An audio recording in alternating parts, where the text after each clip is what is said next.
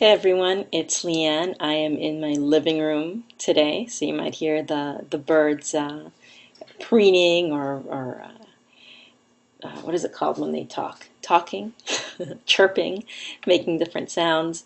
What I wanted to talk to you about today was a technique that I've been using for just about a year now that has completely changed my life. It has reduced fear in my life, so it's made me feel safer overall, no matter what I'm doing, where I'm going, who I see around me.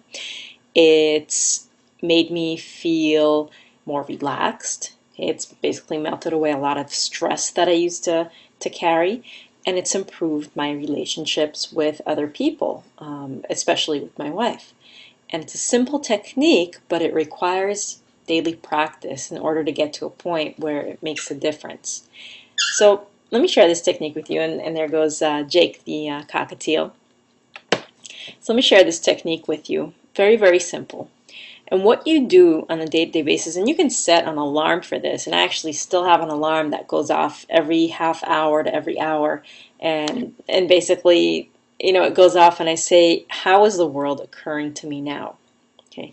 And what I'm really asking is, what meanings have I given the different events that I've seen or experienced or thought in my head? So let me give you an example. Say your spouse walks into the room and they look upset and they're looking down on the floor. They're not looking at you, and you're looking at them, and they don't say hi, they don't talk to you. They basically look like they're ignoring you. What just happened, right? What do you think? Well, you might think, she's mad at me. She's mad at me. What did I do? Or she never pays any attention to me. Or a variety of things, right? You can tell a variety of stories about the situation where, what's the situation? She walked into the room looking down with a frown on her face. That's it.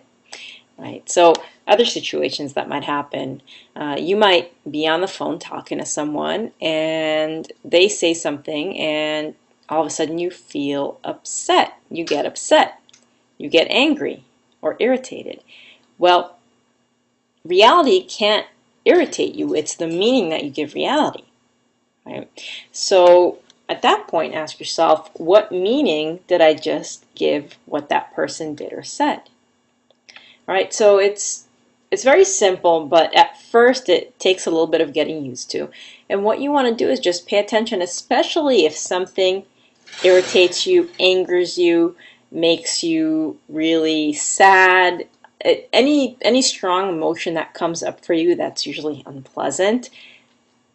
As soon as you feel the emotion, pause and think, what meaning did I just give reality? And the way to start, because it's kind of a complex process to go all the way through it, but the way to start is, for the next week, for the next 2 weeks, practice this. Every time that you get an emotion about anything, stop and say, what is the reality? What just happened?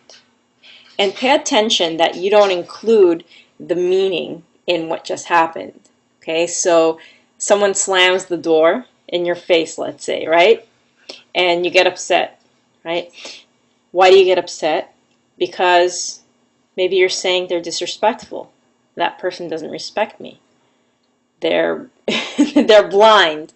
Whatever it is that you're saying is upsetting you. So just separate that. And for the next week or two, just practice that. Practice separating what meaning you gave something and what actually happened. What actually happened, the guy in front of you closed the door instead of holding it open. That's what happened. Okay, so practice that and see what it does for you. And there are a few more steps that you want to take for this, but this is just a start.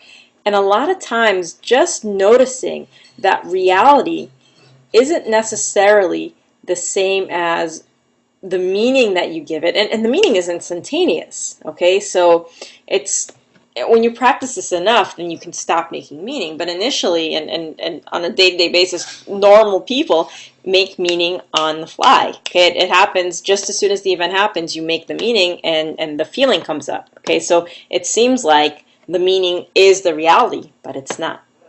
So pay close attention. You can set an alarm for every hour during your waking hours if that helps.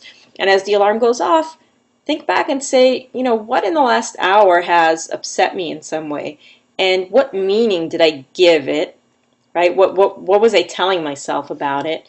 And is that really true, right? What actually happened? The next steps after that, which I don't recommend you start with yet, is to look at the event and say, what are some other possibilities? And once you see that there are other possibilities, then you realize, well, what I thought isn't necessarily the truth. It could be, but it's not necessarily the truth, right? It's just a meaning. It's just an idea that I came up with automatically, right? But for now, just see if you can separate reality from your meaning that you give reality, how you define that reality, and see how that changes things for you. And for me, doing this process improved my relationship with my wife a lot, where we used to bicker all the time and now we don't. It improved my level of fear, went down dramatically. I would put myself at a 9 or 10 in terms of fear in my life previously. I was scared of people, I was scared of public situations, and now I would put my fear down around a 2. Which basically means that, walking down the street, people don't scare me. Uh, it's a different experience, and little things, I wait to see what happens. There was a situation where my wife and I were, this is a few months ago, we were sitting at the kitchen table and we were feeding my son, who was then just starting to eat solids. I think he was about 6 or 7 months at the time. And when kids start to eat solids, it's kind of hard for them to swallow, and so they have this gagging mechanism.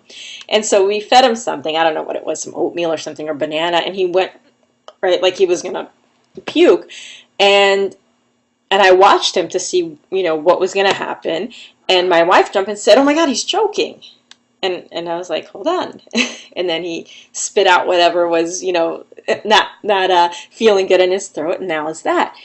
And so I didn't have that stress that my wife got. And it's such a little thing, but all these little stresses throughout the day really build up. And so I'm able to sit back and watch things happen, and I'm able to react appropriately when necessary, but without the extra stress that often comes with it. So anyway, that's just one example. A lot of other things are true. For example, I realized one day that I was getting upset with my wife because I, for some reason, had this idea that she should know what I'm thinking, which is ridiculous. But see if that happens with your spouse, because I think often we're so close to our wife or our husband, or whoever your spouse is or your partner is. We get so close that we feel like they know us well enough to know what we're thinking and what we want, and they probably don't. So anyway, I wanted to share that with you. Try the technique. Again, really simple. Set an alarm if you need to, or just notice when you get upset, and as soon as you get upset, say, what meaning did I just give that situation? What is the actual situation? And if you want to take it further, what are some other possible interpretations of the situation? And see how that makes you feel. All right, so leave me a comment after you try it a few times. Shoot me an email if you got my email, or leave me a comment on Facebook, or wherever you saw this. You can leave a comment on the blog as well. And I look forward to hearing what your experience with this is. And just on a side note, this is called this is something I learned in the Lefko Freedom course. All right, love you all, and I'll see you tomorrow. Bye-bye.